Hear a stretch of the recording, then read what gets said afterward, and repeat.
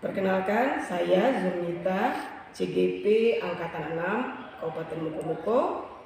Hari ini saya akan melaksanakan kegiatan pra-observasi, coaching, supervisi akademik, dan klinis bersama rekan saya, Ibu Tri, yang akan membantu kegiatan proses pra-observasi. Assalamualaikum Ibu Tri.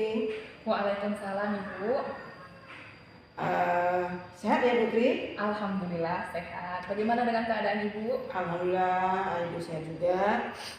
Semoga hari ini menjadi hari yang lebih baik buat kita, sehingga pembelajaran kita ke depannya juga menjadi lebih baik. Amin. Oh ya Bu Tri, sibuk ya hari ini? Tidak Ibu, ini baru siap mengajar dari kelas. Oke, terima kasih Bu Tri. Saya minta waktu Ibu Tri sejenak saja. Hari ini saya akan melakukan kegiatan pra-observasi sebagai tugas saya, observasi akademik dan klinis. Jadi tujuan kegiatan ini Bu Tri untuk meningkatkan pengajaran Ibu Tri sendiri, kemudian juga untuk mengembangkan kemampuan mengajar di kelas nantinya. Jadi kegiatan ini didokumentasikan ya Bu Tri ya. Jadi kita saling sharing, berbagi apa kendala-kendala yang Ibu Tri hadapi di kelas nanti, dan dalam hal ini saya siap membantu. Jadi proses ini Bu Tri kita jalani santai saja, seperti apa adanya, seperti layaknya kita bincang-bincang seperti ini, dan nanti pun dalam kelas ketika supervisi klinisnya Ibu Tri mengajar seperti biasa saja. Jadi tidak tegang dan ya santai saja begitu. Baik Ibu. Terima kasih Bu Tri. Jadi kegiatan observasi ini bertujuan untuk melihat kesiapan Ibu Tri melakukan di mata pelajaran apa Bu Tri? OTK Humas dan Keprotokolan Iya, kelas 12. Di mata pelajaran OTK Humas dan Keprotokolan. Untuk besok boleh saya tahu Bu Tri apa persiapan Ibu Tri untuk mempersiapkan coaching klinik kita besok? Baik Ibu.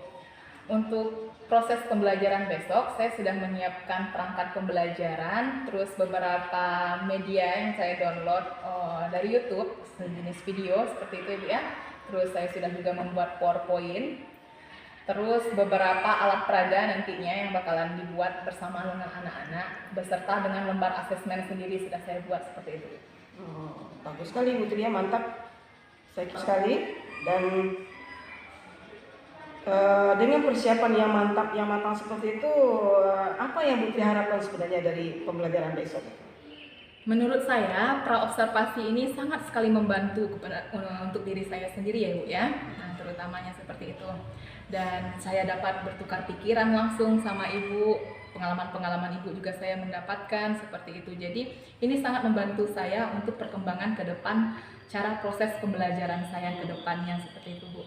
Jadi saya sangat terbantu sekali dengan proses ini. Gitu. Ya. Jadi di sini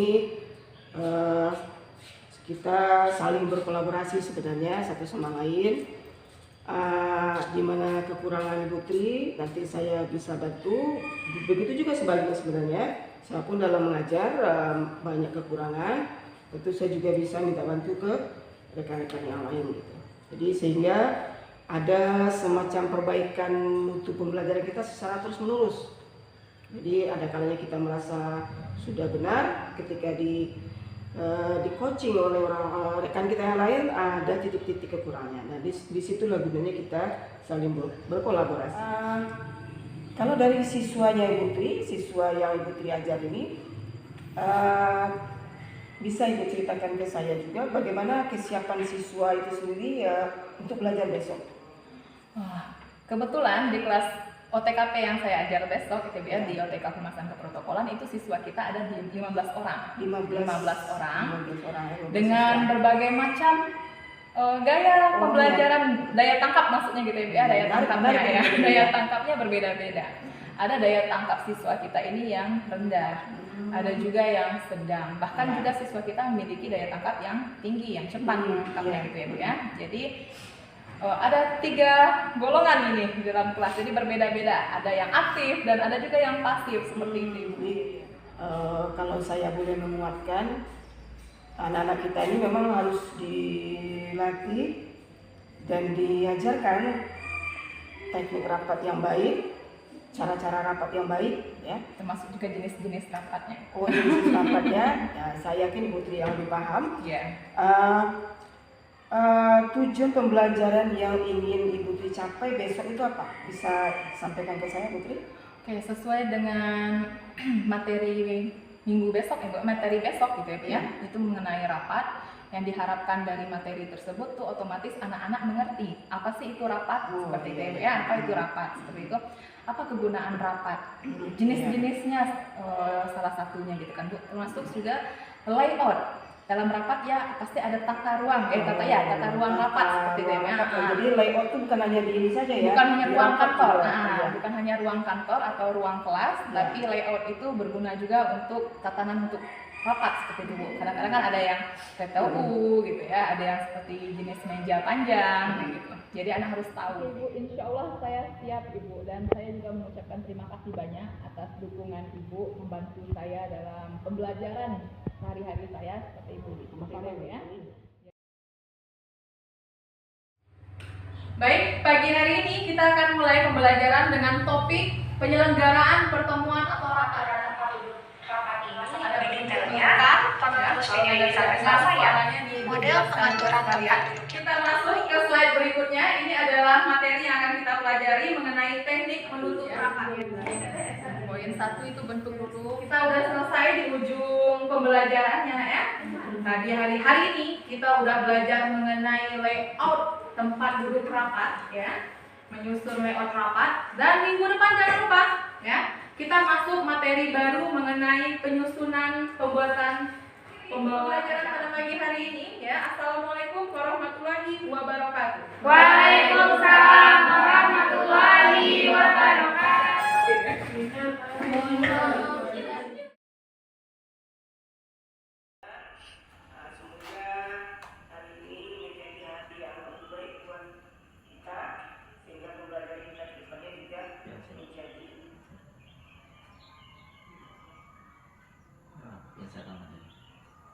Ini pakai internet ya. Baiklah. Assalamualaikum warahmatullahi wabarakatuh. Waalaikumsalam warahmatullahi wabarakatuh. Saya hormati Ibu Zernika sebagai calon guru penggerak dan Ibu Bi sebagai model belajar untuk kegiatan supervisi akademik berbasis coaching. Setelah tadi saya melihat video kegiatan supervisi berbasis coaching yang dilakukan Ibu Zernika kepada Putri. Yang pertama saya sampaikan terima kasih atas kesungguhan Ibu berdua, dan saya tadi kegiatan sudah berjalan sesuai skenario ya, kata saya amati tadi. Dan kemudian yang perlu saya berikan beberapa catatan saya. Untuk catatan saya ini mungkin ada yang positif, ada yang negatif. Yang pertama yang positif, tadi saya perhatikan percakapan perannya itu sudah baik menurut saya, karena Ibu sudah menanyakan tentang skenario pembelajaran seperti apa. Karena biasanya nih kalau ini nggak ditanyakan nih, kadang guru RPP-nya sendiri nggak dikuasai. Jadi itu memastikan itu guru itu memang menguasai RPP dan menguasai kelas. Dan dari percakapan tadi muncullah Ibu Putri yang memang sudah mempersiapkan diri untuk mengajar, dan beliau menguasai skenario di RPP. Kemudian yang kedua, pertanyaan Ibu tadi terkait dengan pembelajaran diferensiasi, karena ini mungkin topik yang memang ingin kita kita bangun lah ya.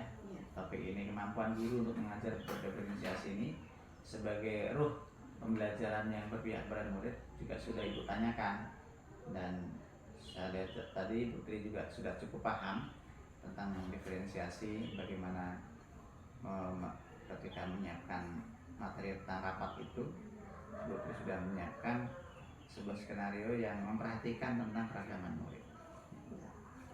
Kemudian yang ketiga yang tidak kalah penting adalah tentang asesmen. Nah, jadi segala sesuatu yang sudah kita lakukan itu harus ada ukurannya, yaitu adalah munculnya di asesmen. Itu hal positif yang bisa saya komentari. Nah, untuk selanjutnya yang beberapa ada hal yang perlu ditingkatkan kembali mungkin nanti, bagaimana diberikan kesempatan kepada Bu Tri untuk bisa lebih mengeksplor lagi, lebih deep lagi tentang diferensiasinya. Jadi misalnya dia itu mengapa memilih si A itu masuk kelompok 1, kenapa si B di kelompok 2. Jadi mungkin lebih diperdalam lagi tentang diferensiasinya, karena itu inti atau spirit dari pembelajaran yang memihak pada murid itu adalah diferensiasi.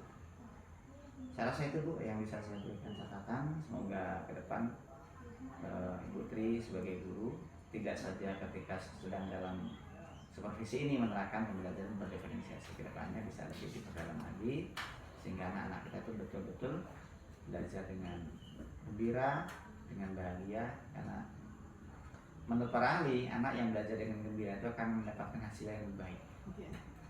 Bu, terima kasih sebelumnya. Semoga sukses selalu untuk Ibu. Terima kasih kami ucapkan kepada Pak Mul selaku PP yang mendampingi saya dalam melakukan kegiatan supervisi klinik dan paradigma berpikir coaching. Itu saran-saran dari Bapak akan menjadi kekuatan bagi saya untuk semakin meningkatkan kemampuan coaching, dan bagi rekan saya Bu Tri sendiri semakin meningkatkan kemampuan memberikan pembelajaran yang berpihak kepada murid atau pembelajaran berdiferensiasi ini. Demikian kegiatan ini dilaksanakan. Mohon maaf jika ada kekurangan. Saya akhiri dengan wassalamualaikum warahmatullahi wabarakatuh.